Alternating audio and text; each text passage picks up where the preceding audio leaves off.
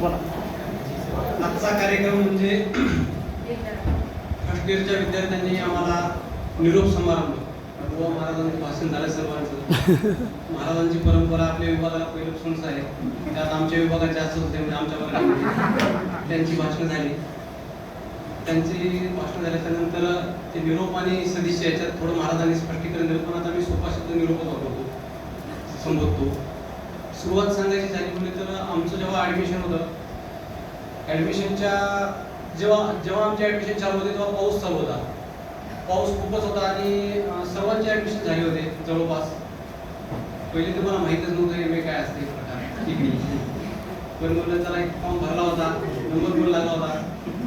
Degree आलो तर मला आठवते अजून की आपल्या त्या पाण्याचं जे लावलेलं आहे त्या बाकड्यावर रोंकेसर पेपर वाचत बसले आणि मला कोणीतरी सांगितलं होतं मित्राने की तुम्ही रोंकेसर आहेत आणि काय अडचण आली तर त्यांना भेटा. मी रोंकेसरांना जाऊन विचारतोय की रोंकेसर कुठे आहे. रोंकेसरांनाही समजलं की हा नवीन आहे ते. रोंकेसरांनी मला काही सांगितलं नाही मी रोंकेसर आहे म्हणून. रोंकेसर काय काम आहे. मी सरांना सांगितलं की सर असं असं ॲडमिशनचं काम आहे, मी आलोय. रोंकेसर मला आपलं कार्यालय दाखवलं, इथं येतील बोलले आणि जर इथं तुझं काम नाही झालं इकडे आणि सर आपल्या वर्गात कार्यालयामध्ये निघून गेले की बाहेर बसल्यानंतर पाठी बघत होतो तिकडे मला नाव दिसतं तर बापू हेच रोंकेसर आहे. प्राथमिक अंदाज आला मला, तोपर्यंत माहिती होती हेच रोंकेसर आहे. आणि मग जेव्हा ॲडमिशन प्रोसेसला बळते सरांकडे काम होतं, आज बळते सर माहीत आपल्याला बळते सर आमच्या नांदेडचेच आहेत, मी पण नांदेडचा. बळते सरांचा मी डॉक्युमेंट दाखवले, त्यात मी अर्धे डॉक्युमेंट घेऊन आलेला, म्हणजे मला माहित नाही की एवढे डॉक्युमेंट इथे लागतात. बळते सरांनी सांगितलं तुझं काही ॲडमिशन होणार नाही, तुझ्याकडे काही डॉक्युमेंट पूर्ण नाही. आणि मला तेव्हा माहित होतं की बळते सर नांदेडचे, म्हणून समजलं की बळते सर नांदेडचे. मला तर सांगितलं होतं एक व्यक्तीने की तुझं नाही झालं तर इकडे. मी गेलो त्यांच्या कार्यालयात, सर बसले होते, सरांनी सांगितलं सर असं असं मला तिकडे सांगणार आलं. सरांनी विचारलं काय काय अडचण, तर त्यांनी सांगितलं की माझ्याकडे असे असे डॉक्युमेंट संपत आहे किंवा हे नाही. सरांनी मला कागद देऊन घेतला की बाबा हे पुढील काळामध्ये आता पाऊस चालू होता, नांदेडला जाऊन आणणं ते शक्य नव्हतं. पुढील काळामध्ये तू हे सर्व घेऊन आणून घे आणि आपलं करून घे. बस त्या दिवशी ॲडमिशन केलं नावाला. परत विभागात कोण पाहिजे नाही. परत विभागात यायची गरज का पडली. ऋषी सर माझे मित्र, आम्ही दोघं जण. ऋषी सरांचा इकडं खूप अनुभव होता. जायचं म्हणजे काय आलो विभागामध्ये एका मित्रासोबत हॉस्टेलला राहायचो. हॉस्टेलचे काही घटना घडत राहायच्या कमी जास्त, कांदा घटना हे झालं ते झालं आणि वातावरण कडक झालं, एंट्री नाही. पर्याय काय, चला विभागातून आपण हॉस्टेल घेऊया. हॉस्टेल घ्यायला विभागात आलो, आम्हाला सांगितलं की हॉस्टेलची प्रोसेस अनिल पोळ सरांकडे आहे. मी अनिल सर पोळ सरांमध्ये बोलतो शकतो.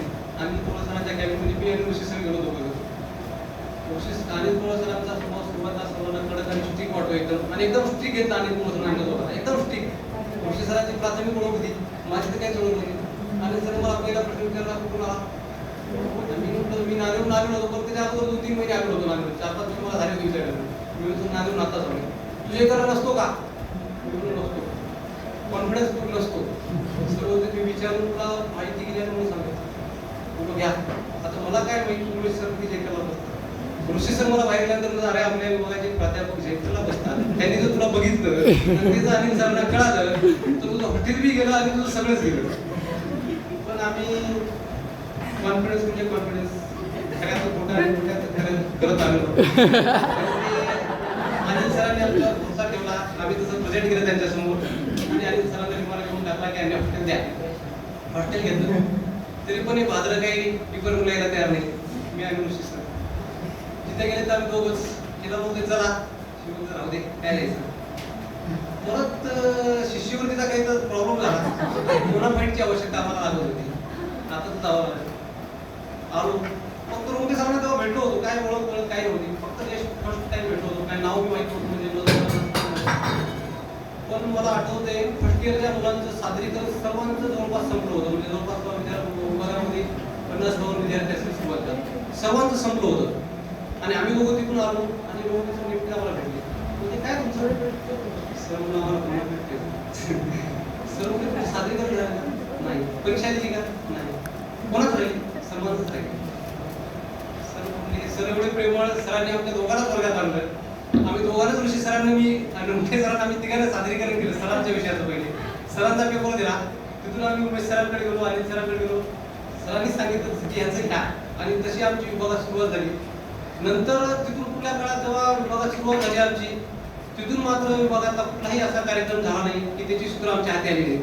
कार्यक्रम असेल तर पहिले सरांचा पुढे जा, तुम्ही कुठं तिकडे या, आणि तिथून पुढे आम्ही कार्यक्रमाला सुरुवात करायचो. त्याच्या सर्वात अगोदर एक क्षण सांगायचं म्हणजे देसाई सरांसोबतचा. आता ते ऋषी सर हाते म्हणजे ऋषी सरांच्या लक्षात आहे त्याविषयी. असाच कार्यक्रम चालू होता फ्रेशरचा, आणि सर्व वर्गात होतो. फक्त एवढे प्राध्यापक तिथे नव्हते, देसाई सर एकटेच होते. सर्व प्राध्यापक बाहेर गेले होते निघून, म्हणजे कार्यक्रमात शेवटच्या टप्प्यात होता. आणि देसाई सरांना मी ओळखत होतो, मला माहित होतं देसाई सर म्हणून व्यक्तिमत्व आहे पुणे विद्यापीठामध्ये, आणि एवढ्या मोठ्या, आणि ऋषी सर त्यांना चांगलं ओळखत होते. म्हणजे वर्गातले बरेच लोक ओळखत होते, मात्र मला काही माहित नव्हतं. मला असं वाटायचं की म्हणजे आपण बोलता बोलता चुकून असं गेलं तोंडातून निघून. मी तिथंच बसलो होतो, मी आणि ऋषी सर सोबत बसलो होतो, आणि सरांना कंटिन्यू माझा तो कॉल यायचा. सर फोन आला की बाहेर जायचे, आणि सर जेव्हा वर्गाच्या बाहेर गेले तो वर्गात तुला हसायचे, म्हणजे कॉमेडी मजाक व्हायची, आणि सर वर्गात आणि शांत बसायचे. म्हणजे असं व्हायचं वर्गामध्ये. पण माझ्या डोक्यात तेव्हा यायला पाहिजे होतं की ही व्यक्ती वर्गात आली की एवढे शांत बसतात, ही व्यक्ती बाहेर गेली की हसतात, ही व्यक्ती कोणतरी आहे, ते माझ्या लक्षात आलं नाही. सर काय बोलले, अरे करा काय तुम्ही करता, म्हणजे एन्जॉय करा तुम्ही, काय म्हणजे एवढं सिरियस होऊ नका असं सांगत होते. तर मी सरांना डायरेक्टच बोललो, सर तुम्ही बाहेर जाई एन्जॉय करते. आणि सर मी म्हणून सर पण निघून गेले बाहेर. सर जेव्हा बाहेर निघून गेले तेव्हा ऋषी सर मला म्हणतात, तू येणार का, कोणाला काय बोलतो. देसाई सर आहेत तुझा विभागाचे प्राध्यापक आहे, रिचोडी आपले विभागाचे, तू कसं बोलतो कोणाला हाकून देतील तुझे. पण ते नाही, देसाई सर नाही कळालं की याच्या पूर्ण झालं, आणि देसाई सर नंतर वर्गातून बसते. असे देसाई सरांसोबतचे आमचे झाला की त्यानंतर देसाई सरांची क्लास आमच्या वर्गात कमी आली, त्यांच्याकडे विद्यापीठाने मोठी जबाबदारी दिली. असं चालत आमचा सर्व प्रवास होत आला. पण सर्वात महत्त्वाचं सांगायचं झालं म्हणजे विद्यापीठामध्ये विभागामध्ये आम्ही नंतर ऍक्टिव्ह झालो. प्रत्येक कार्यक्रम असेल, प्रत्येक परीक्षा असेल, शोध निबंध असेल, सादरीकरण असेल, आम्हाला समोर जाऊन बोलायची ट्रेनिंग पहिलीच होती, पण प्रमाण कमी होतं. पण सादरीकरणामुळे, आणि सादरीकरण हा एक असा भाग आहे मे 2 वर्षाचा, फर्स्ट इयर सेकंड इयरचा, त्याच्यामुळं एकदम ट्रेनिंग वाढत गेली. सुरुवात आम्ही दोघं मित्र होतो, ऋषी सर आणि मी. आमचा विभागात कोणाशी एवढा संबंध नाही राहता, कारण सर्व फर्स्ट इयरच्या मुलांना तिकडे हॉस्टेल भेटलेला 8 नंबरला, आम्ही दोघं इकडे खाली 9 नंबरला, त्याच्यामुळे एवढा संबंध यायचा नाही. पण नंतर विभागात आम्ही यायला लागलो तर आमचा संबंध यायला येत गेला. असा सर्व आमचा प्रवास होता. मुंडके सरांचं मार्गदर्शन एकदम उत्तम आणि चांगल्या प्रकारे लाभलं. म्हणजे विशेष बाब अशी होती की मी थोडं रनिंगच्या क्षेत्रात हे असल्यामुळे मला नंतर समजलं की मुंडके सर पण 5 किलोमीटरचे रनर आहे. सरांनी मला बोलून बरेच त्यांच्या जीवनातील किस्से आणि अडचणी आणि सांगितले की बाबा हे कसं असतं, या गोष्टीला आपण कसं सामोरे जायचं असतं, यश अपयश आपल्या जीवनात येत असतं. सरांनी भरपूर सांगितले की बाबा हे गोष्टी चलत असतात, जरी कमी जास्त प्रमाणात राहिलं तर आपल्याला ते पुढे चालत जाणं महत्त्वाचं असतं. याबद्दल मी 2 शब्द बोलतो आणि थांबतो. प्रत्येकाच्या जीवनात यश आणि अपयश हे 2 धडे आहेत. हे 2 धडे म्हणजे 2 खेळ आहेत. मी त्याच्यावर एकच तुम्हाला 2 वाक्य सांगतो. यश हे अंतिम नसतं, अपयश हे घातक नसतं. या 2 खेळाच्या मध्ये या 2 खेळाची मजा लुटायला आपल्यामध्ये धैर्य लागतं. हे धैर्य आपल्या सर्वांमध्ये निर्माण व्हावं.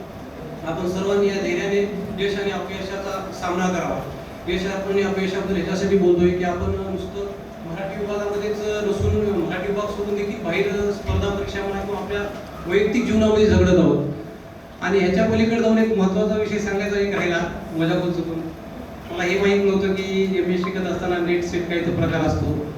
आणि मी नेटच्या निघाले, मी फॉर्म भरला, म्हणजे ऋषी सरांनी सांगितलं भर, काही तर असतं भरला, पेपरला पण गेलो आणि रिझल्ट पण आला. आणि नेटमध्ये आम्ही दोघं तिघं पास झालो. आणि मला माहीतच नाही की मी पास झालो. ते ऋषी सरांनी सांगितलं की यार तुझं झाले क्वालिफिकेशन काय करतो. मी मुंडके सरांना पाठवलं, सर काय असं काही आलंय आमच्याकडे. सर बोलले अरे तू चांगल्या मार्गावर आहे, तू इकडे ये, याच्यात पण तुला स्कोप आहे. परंतु काय नाही, ठीक आहे. सरांचा आशीर्वाद असेल, देसाई सरांचं मार्गदर्शन, उमेश सरांचं मार्गदर्शन, राजकर सर, शिंदे सर, अनिल सरांचं वेळोवेळी मार्गदर्शन, आणि साळुंके सर, चेटके सर आणि सिद्दीक सर यांचं तर आम्हाला म्हणजे एक मित्राप्रमाणेच आहे. आम्हाला हे प्राध्यापक तर आहेत विभागात, पण आम्हाला एकदम मित्राप्रमाणे आपल्यासोबत राहतात. त्या सर्वांचं मार्गदर्शन आशीर्वाद पुढील काळात राहतील, पुढे अपेक्षा बाळगतो. आणि फर्स्ट इयरच्या विद्यार्थ्यांबद्दल सांगायचं झालं, बरेच काही मित्र आहेत, नेते एकूण गेले, नेते गुंतून गेले आहेत याच्यावरती, पण सगळं आता मी ओळखतो पहिल्यापासूनच. फर्स्ट इयरच्या विद्यार्थ्यांना एकच सांगू इच्छितो, आतापर्यंत आम्ही भरपूर कार्यक्रम केले, तुमचा पण प्रयत्न चांगला आहे, परंतु ते आता शुभमनं सांगितल्याप्रमाणे HOD सरांना कुठेतरी ते मी पाहिलं नाही, त्यांनीच पाहिलं असं बोलतो तो. पण मला वाटतं अशी काही घटना परत घडली नाही म्हणजे आपण काळजी घ्यावी आणि सर्वांनी आपल्या घरचा कार्यक्रम आणि विभागाच्या कार्यक्रमात सहभाग घ्यावा. आम्ही विभागात रेग्युलर जरी नसलो तासिकेला मी म्हणत नाही आम्ही कधी असतो, पण ज्या दिवशी कुठला विभागात कार्यक्रम असेल त्या दिवशी सर आणि मी मात्र सर्वात पहिली हजर राहायचो आणि सर्व मित्रांच्या आमच्या सर्व सेकंडरी फर्स्ट इयरच्या विद्यार्थ्यांच्या सहकार्य आम्ही पूर्ण कार्यक्रम पार पाडायचो. आपण सर्वांनी असंच कार्यक्रमामध्ये सहभाग घ्यावा ही आपल्याला विनंती करतो आणि माझी गोष्टी सांगतो.